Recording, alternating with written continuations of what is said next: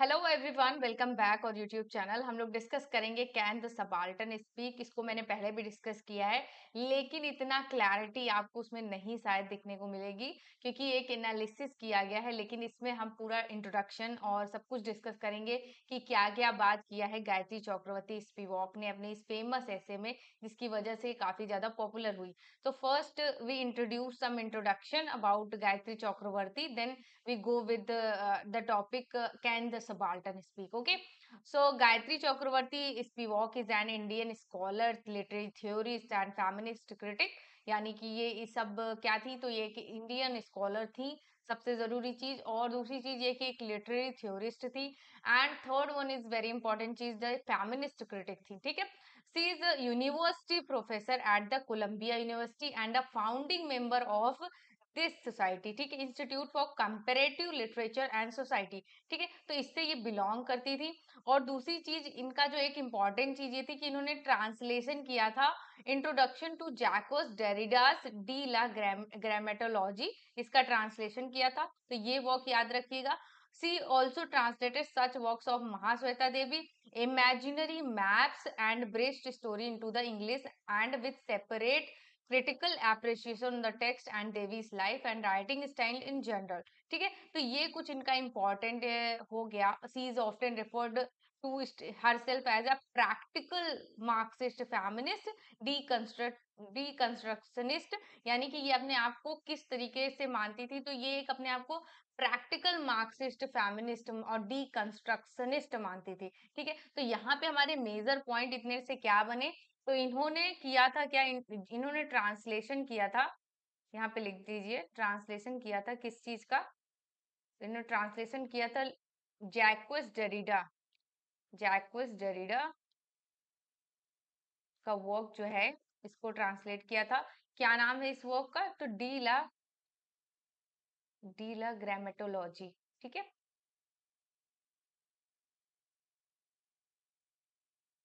इसको इन्होंने ट्रांसलेट किया था। क्लियर।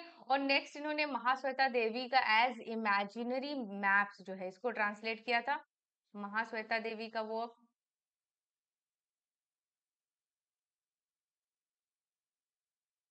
देवी का वर्क जो इमेजिनरी मैप है, इमेजिनरी मैप। ठीक, इसको भी इन्होंने ट्रांसलेट किया था। ओके, तो इस तरीके से हम कुछ एक बेसिक इंट्रोडक्शन इनका ले लेते हैं कि ये क्या थी, इन्होंने मेन वर्क क्या किया था, किसकी वजह से ये इतना पॉपुलर हो गई। तो इस तरीके से हम यहाँ से स्टार्ट करते हैं बिल्कुल बेस से, जिससे आपको एक मैं बेसिक्स टू एडवांस लेके जा सकूं। क्लियर। सो नेक्स्ट पॉइंट यहाँ पे देखिएगा कि स्पिवॉक वाज अवार्डेड 2012, कौन सा प्राइज, तो Kyoto prize in arts and philosophy for being a critical theorist and educator speaking for the humanities against intellectual colonialism in relation to the globalisation world. ठीक है, इसके लिए इनको क्योटो प्राइज मिला था। ओके, ये इन्होंने 2013 में रिसीव किया, और ही सी रिसीव द पद्म भूषण, इन्होंने पद्म भूषण को रिसीव किया, the third highest civilian award given by the Republic of India. ठीक है, तो ये पद्म भूषण जो है ये थर्ड हाईएस्ट लेवल का सिविलियन अवार्ड है, सभ्य नागरिक होने का अवार्ड है पद्म भूषण। ठीक है, क्लियर। इस तरीके से हमने इनका बेसिक इंट्रोडक्शन समझ लिया। So now I am going to discuss about the topic. अब हम टॉपिक के बारे में डिस्कस करेंगे, कैन द सबाल्टर्न स्पीक 1988। ठीक है, by Gayatri Chakravorty Spivak relate to the manner in which western culture investigate other culture. यानी कि इसमें इन्होंने ये बात किया है कि किस तरीके से जो वेस्टर्न कल्चर है वो किस तरीके से दूसरों के कल्चर को इन्वेस्टिगेट करते हैं, उसको अपने पॉइंट ऑफ व्यू से सोचते हैं, उस पर इन्होंने बात किया है। नेक्स्ट पॉइंट देखते हैं, Spivak uses the example of Indian sati practice of widow suicide. However, the main significance of it is in its first part, which present the ethical problem of investigating a different culture based on universal concepts and frameworks. ठीक है, तो इसका जो एक important जो work है यहाँ पे, एक प्रैक्टिस जो यहाँ पे चल रही थी, वो थी सती प्रथा की। तो सती प्रैक्टिस को इसमें एक एग्जाम्पल के तौर पे यूज किया गया। तो किस तरीके से जो यहाँ का कल्चर ये था, इसको किस तरीके से मतलब जो फॉरेनर यानी वेस्टर्न्स लोग थे, उन्होंने किस तरीके से उसको देखा और किस तरीके से उसको समझा। यानी कि जो वेस्टर्न थे उनका ये मानना था कि white man saves brown women from brown man, brown women from brown man. तो ये आपको एक कोटेशन इसमें देखने को मिलेगी, ठीक है। तो इसको आप नोट डाउन करिएगा और आगे बढ़ते हैं, देखते हैं क्या है। देन उसके बाद आपको देखने को मिलेगा यहाँ पे किस तरीके से जो इसमें और एग्जाम्पल्स इन्होंने इंक्लूड किया है, जिन्होंने क्रिटिकली मतलब डील किया है जो हमारे कल्चर्स हैं उनको वेस्टर्न राइटर्स से। उसमें आपको मार्क्स डॉ फौकॉल्ट, डेल्यूज एंड डेरिडा, ठीक है। तो इन सबका आपको क्रिटिकल किस तरीके से क्रिटिकली डील किया उन्होंने इन प्रैक्टिस से, इन कल्चर से। तो वेस्टर्न राइटिंग्स में इनका इन्होंने एक एग्जाम्पल के तौर पे यहाँ पे यूज किया है। Clear. So next major point ये है कि she introduced the question of gender and sexual differences in the work, ठीक है। यानी कि इस वर्क में आपको जेंडर और सेक्सुअल डिफरेंसेस पे जो इन्होंने क्वेश्चन किया है उसको भी यहाँ पे देखने को मिलेगा। Subaltern according to Spivak is those who belong to the third world countries. यानी कि जब ब्रिटेन ने हर जगह पे कॉलोनीज कर लिया था, ठीक है, तो उसमें जिन जिन जिन पर कॉलोनीज किया था उसने उसको वो थर्ड कंट्री समझता था। यानी कि वर्ल्ड की थर्ड कंट्रीज हैं ये सब। तो उसी उन्हीं को सबाल्टर्न बोला गया। यानी कि ये लोग इनके इनके अंडर काम करते थे, इनकी लैंग्वेज के अकॉर्डिंग इनको बोलना पड़ता था। अगर ये ऐसे बोलेंगे नहीं तो इनके ब्रिटेन लोग इनको समझेंगे नहीं, ठीक है। या फिर ये अगर ब्रिटेन की एजुकेशन नहीं लेंगे, इंग्लिश नहीं बोलेंगे या फिर उनकी तरह ड्रेसअप नहीं होंगे तो उनको सम्मान वैसा नहीं मिलेगा। तो ये अपने आप में एक हीन भावना हो गई कि हम अपना कल्चर छोड़ के अपने ही देश में दूसरों का कल्चर अगर हावी हो रहा है तो उसके हिसाब से चल रहे हैं। तो ये एक हिसाब से क्या हुआ कि हम सब आल्टर्न्स हैं, ठीक है। It is impossible for them to speak up as they are divided by gender, class, caste, reasons, religion and other narratives, ठीक है। तो उनके लिए मतलब बहुत इम्पॉसिबल हो जाता है क्योंकि उनको डिवाइड कर रखा किस चीज में, उनको बोलने तक की भी आजादी नहीं क्योंकि उनको डिवाइड कर रखा। यानी कि जेंडर के बेसिस पे बांट दिया गया है। यानी कि जब यहाँ पे सती प्रैक्टिस हो रही थी तो यहाँ पे विमेन नहीं बोल सकती थी कि उनको मतलब उनका हस्बैंड मर गया है तो उनको उसके साथ जलने की कोई जरूरत नहीं, उनकी अपनी भी आइडेंटिटी है, ये वो नहीं बोल सकती थी, ठीक है। तो यहाँ पे हमने क्या देखा, यहाँ पे जेंडर का तो बिल्कुल है ही नहीं, उसको इक्वलाइजेशन तो है ही नहीं। क्लास यानी कि किस क्लास से, middle class, upper class, labour class, इस तरह की क्लासेस होती थी। तो उसमें उस हिसाब से लोगों को ट्रीट किया जाता था। और कास्ट के बेसिस पे बहुत सारी, इंडिया में तो बहुत सारी चीजें देखने को मिली कास्ट के बेसिस पे। रीजन भी यहाँ पे, यानी कि धर्म की जाति पे भी अंग्रेजों ने क्या किया, धर्म का ही तो यूज करके हमारा इंडिया डिवाइडेशन करवा दिया। तो ये सब किस तरीके के एग्जाम्पल हैं, किस तरीके की हम सबाल्टन, हमारे ऊपर कोई दूसरी कंट्री आ गया हमारे ऊपर हावी हुई जा रही है। तो ये सब सबाल्टन का एग्जाम्पल है, ठीक है।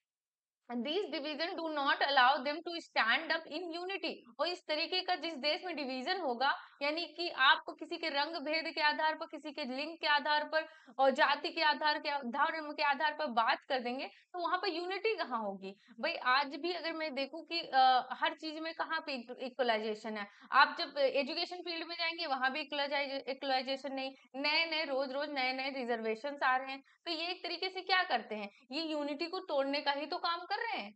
तो इस तरीके से समझिए कि सबाल्टन, हम आज भी सबाल्टन ही हैं। अगर समझा जाए तो हम किसी के हमारे ऊपर हावी है कोई, उसके हिसाब से हम चल रहे हैं। तो यहाँ पर कोई यूनिटी नहीं है, सबका सबको बांट के रख दिया गया है।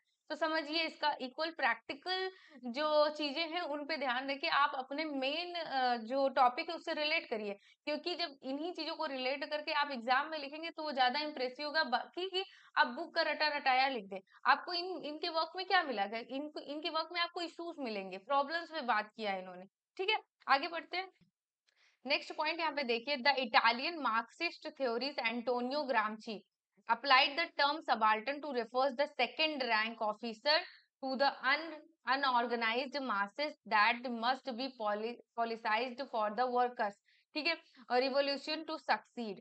तो जो यहाँ पे एक इटालियन इटालियन जो मार्क्सिस्ट थ्योरीज एंटोनियो ग्रामसी का यहाँ पे इन्होंने रेफरेंस लिया है, जिन्होंने सबाल्टर्न उनको कहा है जो सेकंड रैंक के ऑफिसर्स होते हैं, ठीक है। यानी सेकंड रैंक के ऑफिसर्स ये होते हैं कि उनपे जो फर्स्ट रैंक वाला होता है वो हावी होता है, उसकी अपनी कोई आइडेंटिटी ही नहीं होती। यानी कि आप थर्ड रैंक पे हैं तब भी आपको किसी के प्रेशर में रहना है। आप सेकंड रैंक पे भी पहुंच गए, तब भी आपको अपने हिसाब से डिसीजन लेने का अधिकार नहीं था। यानी कि ब्रिटेन का जब एम्पायर उन्होंने कोलोनाइज्ड कर लिया था, तो मेन पावर क्या होती है? मेन पावर वो वहां का जो जनरल होता था उसके पास होती थी, या फिर उसमें से कुछ पावर होती थी जो वहां का मेन ऑफिसर होता था। दैट्स वाई कि सेकंड रैंक के ऑफिसर को इन्होंने, एंटोनियो ग्रामशी ने क्या बोला है? Subaltern. Clear? in 1980s, Ranajit Guha proposed that the subaltern studies groups appropriate the term, focusing their attention on the disenfranchised people of India. Thus, Derrida had described as an anthrae. ठीक है, Derrida ने इसको क्या describe किया? एंथ्रे। और यहाँ पे जो रानाजीत गुहा ने सबाल्टन ग्रुप उनको कहा है जो कि इंडिया का जो ऐसा ग्रुप जो डिस एनफ्रांचाइज्ड हो। ठीक है, यानी कि उनको बिल्कुल भी कंसीडर ना किया जाता हो, ऐसे लोग, जैसे कि जेंडर के बेसिस पे वुमेन को ले लिया जाए, लेबर कम्युनिटी को ले लिया जाए, तो ऐसे लोगों को इन्होंने इंक्लूड किया है। समझ में आई बात? डेरिडा ने इसको क्या कहा है? एंथ्रे। याद रखिएगा ये टर्म। सो देखिएगा, मेनली इसका मतलब क्या है कि डोमिनेंट फॉरेन ग्रुप्स, यानी कि आपके ऊपर फॉरेन ग्रुप का डोमिनेंट होगा, आपके कल्चर पे होगा, आपके सिविलाइजेशन पे होगा। ठीक है, तो इन सब पे क्या होगा? इन सब पे डोमिनेंट होगा कौन? Foreign group. Dominate indigenous group on the all India level. ठीक है, dominate indigenous groups at the regional and local levels, यानी कि हमारी प्रथाओं पे, हमारे कल्चर पे, हर चीज पे इनका मतलब एक तरीके का डोमिनेंस होगा। क्लियर? तो यहाँ पे देखिएगा, the term people and the subaltern classes, ठीक है, ये जो दो टर्म है यहाँ पे, are used at synonymous throughout Guha's definition. ठीक है, गुहा की जो डेफिनेशन थी उसमें यहाँ पे ये दोनों वर्ड्स किस तरीके से यूज किए गए हैं? तो एक सिनोनियम के थ्रू यूज किए गए हैं, की तरह यूज किए गए। The social groups and elements included in this category represent the demographic difference between the total Indian population and all those whom we have described as the elite। ठीक है, तो यहाँ पे एक और मेन इंपॉर्टेंट पॉइंट है, truth construction. इसका क्या मतलब है देखते हैं। सो ट्रूथ कंस्ट्रक्शन का क्या कॉन्सेप्ट दिया है यहाँ पे स्पिवॉक ने? Spivak uses deconstruction. ठीक है, क्या यूज किया? Deconstruction to examine how true is constructed, यानी कि सच को कैसे बनाया जाता है, डीकंस्ट्रक्ट किया जाता है, इसको इन्होंने यहाँ पे यूज किया है। द सी स्टेट्स, इसलिए उन्होंने कहा some of the most radical criticism coming out of the west today is the result of interested desire to conserve the subject of the west or the west as subject। ठीक है, तो ये main इनका था, यानी सम of the most radical जो criticism हो रहा है, तो उसमें ये कहा जाता है कि जो वेस्ट है, West today is the result of an interest desire to conserve the subject of the West, यानी कि इसको वेस्ट बनाने के लिए, वेस्ट को एज अ सब्जेक्ट बनाने के लिए ये एक डिजायर जो थी वो कंजर्व हुई, और एक जो ट्रूथ हुआ वो कंस्ट्रक्ट हुआ, इसी वजह से वेस्ट आज वेस्ट है। She takes the example of sati. Sati was a practice among the Hindus in which a woman was burnt alive with the pyre of her dead husband। ठीक है, तो इन्होंने एक एग्जाम्पल यूज किया है सती practice का, जिसमें हिंदू जो विमेन्स होती थी उनको जला दिया जाता था, उनके जो जिंदा उनके पति जो होते थे उनकी चिता के साथ, यानी कि एक विडो जो होती थी उसको जीने का अधिकार नहीं था। ओके, सती प्रैक्टिस वही है। When the British came to India, they outlawed this practice, यानी कि उन्होंने इस प्रैक्टिस को बताया कि ये कानून के विरुद्ध है, ऐसी प्रैक्टिस नहीं होनी चाहिए। तो it saved a number of lives of women, जिससे क्या हुआ, बहुत सारी जो विमेन्स थी उनकी बहुत ज्यादा हेल्प हुई, उनकी बहुत सारी उनकी जो जिंदगियां थी वो सुरक्षित हो गई। It also help British to secure their rule in India. इसके साथ ही साथ क्या हुआ कि ब्रिटिश का जो रूल है इंडिया में वो भी सिक्योर हो गया। ठीक है, यानी कि ब्रिटेन अब पावर में आ गया। क्लियर?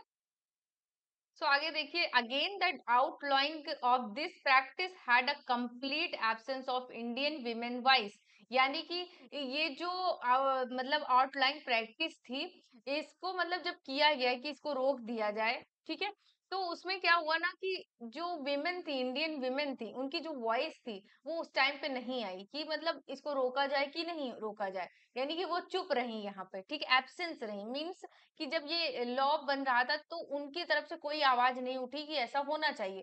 अब according to British, white men saved brown women from brown men, यानी ये कोटेशन याद रखिएगा कि व्हाइट मेन जो है उन्होंने सेव किया, उन्होंने बचाया, यानी कि उन्होंने ब्रिटिशर्स जो है उन्होंने बचाया है कि इंडियन वुमेन्स को इंडियन मेन से, ठीक है।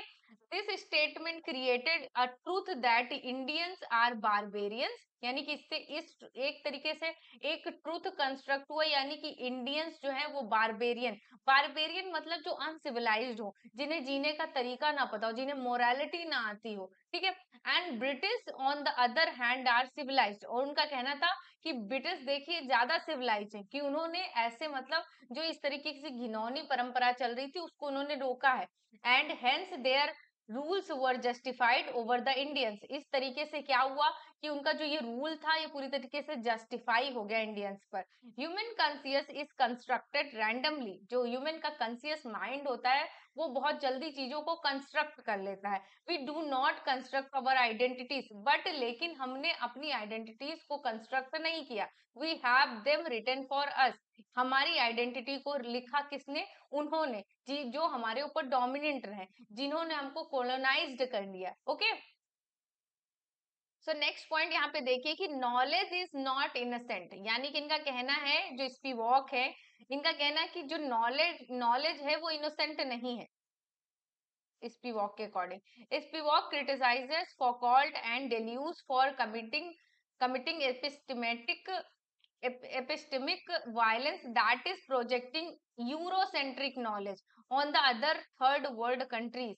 She is of the view that Western academic thinking is produced in order to support their economic interest. ठीक है, यानी कि यहाँ पे इन्होंने क्या कहा कि जो यूरोसेंट्रिक जो नॉलेज है, ठीक है, वो इन्होंने क्या किया, थर्ड वर्ल्ड कंट्रीज पे प्रोजेक्ट करने की कोशिश किया, जिसके सपोर्ट में ये नहीं है। उन्होंने कहा नॉलेज ऐसी नहीं होनी चाहिए जिसको हमें किसी के ऊपर थोपना पड़े, जबरदस्ती किसी को सिखाना पड़े, यानी कि जो इंग्लिश लैंग्वेज आप इतना ज्यादा स्प्रेड होते हुए देख रहे हैं, तो वो ऐसे नहीं आई है, वो थोपी गई हमारे ऊपर। यानी कि आज अगर इंग्लिश ग्लोबल लैंग्वेज बन पाई है तो ब्रिटिश एम्पायर जिसने सबको कोलोनाइज्ड कर लिया था, जिसमें हजारों लोग मारे गए थे, उन पर जबरदस्ती ये लैंग्वेज थोपी गई है। तो इस तरीके से इन्होंने कहा कि नॉलेज जो है ना वो इनोसेंट नहीं है, उसको वो बहुत उसको किसी के ऊपर थोपा नहीं जा सकता, ठीक है।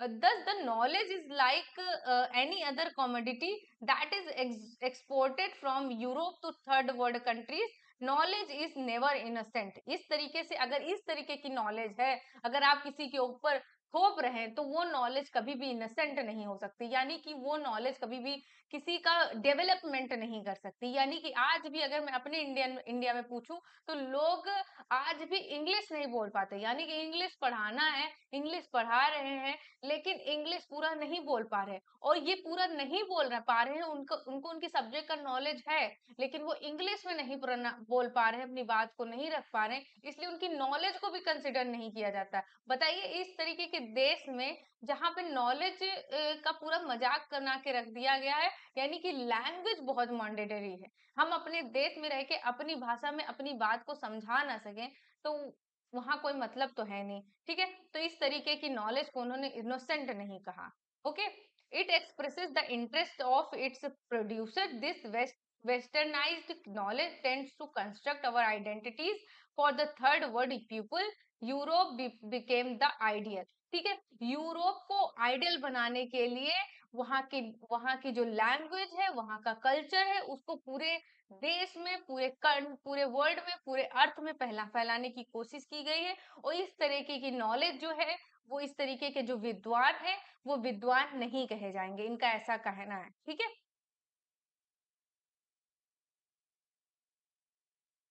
सो नेक्स्ट यहाँ पे मेजर पॉइंट देखिएगा, क्रिटिसिज्म ऑफ इसेंशियलिस्ट आइडियोलॉजीज, यानी कि इसेंशियल जो आइडियोलॉजीज हैं उन पे उन्होंने क्रिटिसिज्म किया है। आगे देखिएगा, Spivak uses Marxist ideology to criticise the leftist. According to her the leftist essentialize the subaltern, Example, they consider the third world people to be same as one identity and same issue.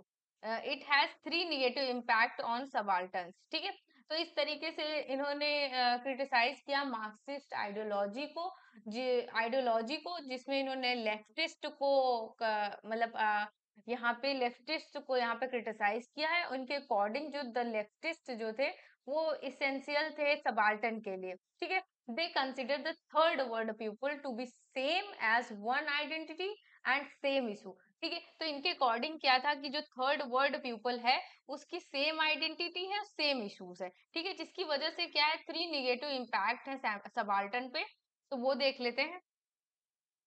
So first जो यहाँ पे negative impact वो ये है, it provides an opportunity to make attempt from outside to reform subaltern, it paves way of colonialism. ठीक है, second है, it provides a logocentric assumption of cultural unity among heterogeneous people. Third है यहाँ पे the subaltern become dependent on the western intellectuals to speak for their condition rather than allowing them to speak for themselves। ठीक है, तो यहाँ पे क्या होता है कि किस तरीके से जो इसेंशियल आइडियोलॉजी है, तो इसमें क्या हुआ कि ये एक तरीके की अपॉर्चुनिटी तो अटेम्प्ट करवाती है। ठीक है, आउटसाइड रिफॉर्म सबाल्टन, सबाल्टन को रिफॉर्म करने के लिए एक अपॉर्चुनिटी तो देती है इस तरीके की, लेकिन इसका मतलब क्या है कि यहाँ पे कोलोनियलिज्म हो जाएगा। ठीक है, यानी कि अगर ये आइडेंटिटी ये सब वो करते हैं, इम्पैक्ट सपोर्ट देते हैं, तो इसकी वजह से कोलोनियलिज्म भी करते हैं। ठीक है, it provides a logocentric assumption of cultural unity among heterogeneous people. Logocentric यानी कि हम उसके नाम से जानेंगे। ठीक है, अब ब्रिटिश शासित भारत बोला जाता था। ठीक है, आपने सुना होगा। तो अब भारत भारत नहीं रहा, उसके आगे क्या लग गया यहाँ पे, ब्रिटिश ब्रिटिश शासित भारत, यानी कि ब्रिटिश द्वारा शासन करता हुआ भारत उसके कोलोनाइज्ड है। ठीक है, इस वजह से एक लोगोसेंट्रिक अजम्पशन होता था और subaltern become dependent on the western intellectual to speak for their condition rather than allowing them to speak for themselves। यानी कि जो सबाल्टन्स थे वो डिपेंडेंट बनाए जाते थे वेस्टर्न इंटेलेक्चुअल द्वारा, यानी कि उन पे डिपेंडेंट बनाए जाते थे ताकि वो मतलब उनकी कंडीशंस को बोल सके, ना कि मतलब उनको ये अलाउ करते थे कि वो अपने लिए बोले। ठीक है, क्लियर। सो इनके एस्से में कैन द सबाल्टन स्पीक में आपको एक और मेजर पॉइंट यहाँ पे देखने को मिलेगा, the suicide of Bhubaneswari Bhubaneswari. ठीक है, in the end Spivak brings to light the suicide of an ordinary woman to explain how outside affect the subaltern। According to her, Bhanu Bhubaneswari Bhaduri ended her life because she did not want to participate in an association that she was assigned to commit। ठीक है, यहाँ पे क्या होता है कि जो भूभानेश्वरी बहादुरी थी, इसने सुसाइड अटेम्प्ट कर लिया था, लेकिन उस टाइम पे सुसाइड अगर कोई लड़की करती थी तो यही समझा जाता था कि उसका किसी के साथ रिलेशन होगा या फिर उसके साथ किसी ने कुछ गलत किया होगा या फिर वही गलत होगी, ऐसा कुल मिला के बोला जाता था। लेकिन एक्चुअल में बाद में ये प्रूव होता है कि भूभानेश्वरी बहादुरी जो थी वो एक पार्टिसिपेट करना चाहती थी एक एसोसिएशन में जिसको उन्होंने असाइन किया था कमिट करने के लिए, लेकिन उन्होंने ऐसा मतलब वो ऐसा नहीं कर पाई, जिसकी वजह से वो अपनी लाइफ को एंड कर दिया था।